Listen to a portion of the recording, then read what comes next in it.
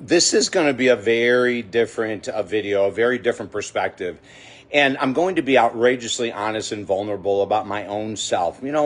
Over the years, I have noticed that when I go through all these challenges and situations that are very difficult, it's important, in my opinion, for mental health professionals not to put ourselves on a pedestal and always just talk about how great life is. I think it's crucial to let you know that we are normal.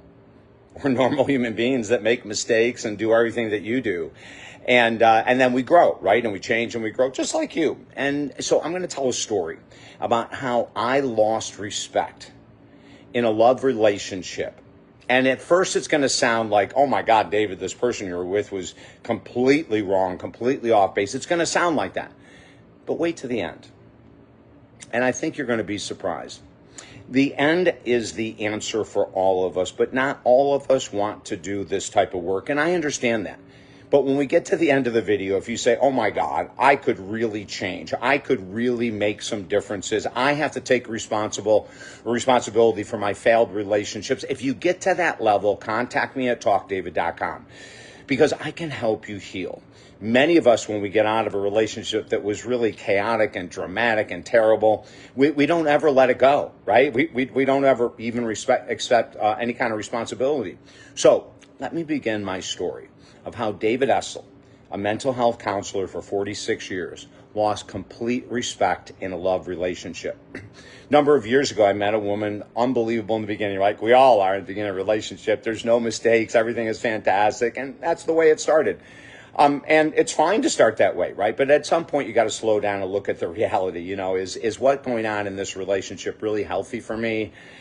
Is it the right person for me? All those kind of questions. So we started to, we lived together, right? And as we lived together for the first number of years, I was covering all the expenses and doing everything that I did. And then finally we got to a point, and this was an individual, a woman that was basically retired. I mean, bless her. She's worked really hard. She saved a lot of money. She doesn't have to work. And so, we get to this discussion after a while where I had covered everything. And I said, hey, listen, my angel, I want to just be equal here and share the expenses. I've been covering everything. And up until this point, it's been fine. But it's not necessary, and I think as partners, and we're talking about moving forward in life, I mean, the amount of money we're talking about for you is nothing, right? You have so much money. I don't need your money. I don't want your money. But this is just a way that we share responsibilities, And so we talked about it, and eventually she said no. And so I asked her to leave. And she left. And then a little while later, we connected again, and she said, I want to come back. And I remember one time, and I did this too many times, trust me. I remember one time she just showed up. She drove several hours from where she lived and showed up and said, I want to get back. And so I would always say the same thing, and this is my mistake. And this is where I want you to understand the importance of looking in the mirror at failed relationships. And so I would just say, okay. I'd say, listen, if you're going to come back in my life, here are the regulations, the rules, whatever you want to call them, and I want you to be a partner with me. I want you to share. And she said, not a problem. I'll do it. And she didn't. And a period of time went by, and I asked her to leave again, and we were arguing and everything, and she left, and then it happened again. And we started talking, and she said, I want to come back. I said, oh, God, I miss you. But remember, if you come back this time, we've gone through this many times, and it creates all kinds of fights and arguments. There's got to be a shared responsibility with expenses and all that. And she said, I know, not a problem at all. Well, you know what happened, right?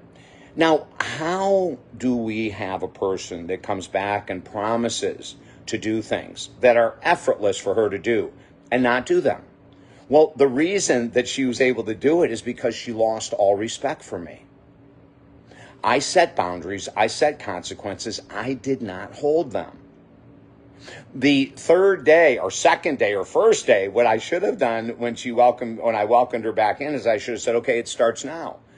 So let's look at the expenses, but I would wait a couple days and I'd say, hey, you came back in to share, and she wouldn't do it.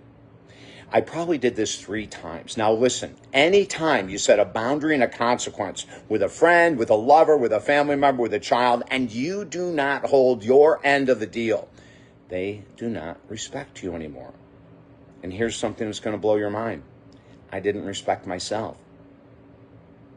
I have to share this video for multiple reasons. I don't want anyone going through this nonsense that I went through.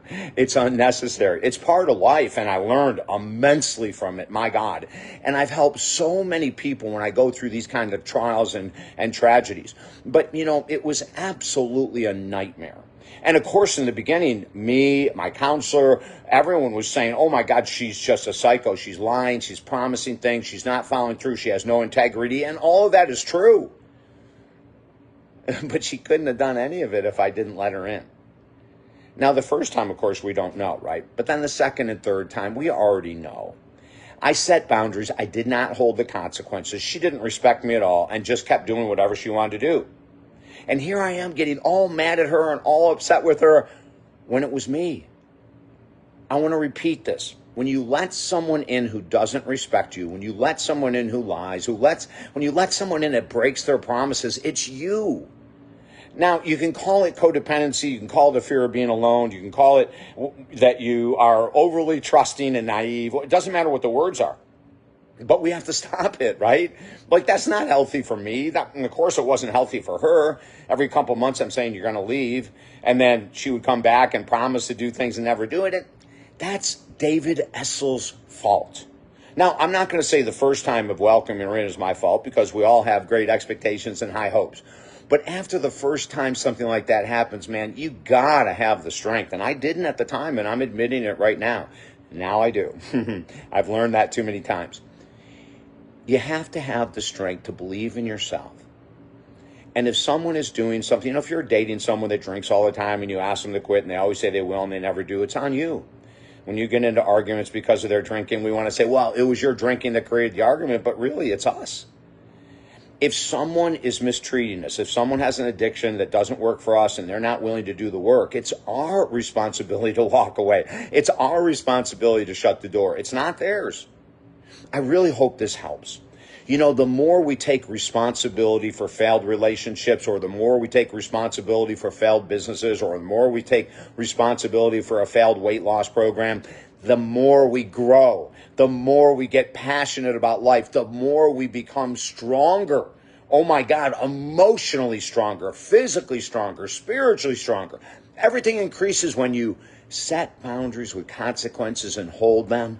Everything improves. And when you set boundaries with consequences and let them go, everything goes to hell. Join me, talkdavid.com. Any kind of challenge in your relationships, my God, I've gone through it all. And for 46 years, I've helped so many people either heal the relationship they're in or get out of the insanity they're in. And either way is fantastic. I'm David Essel.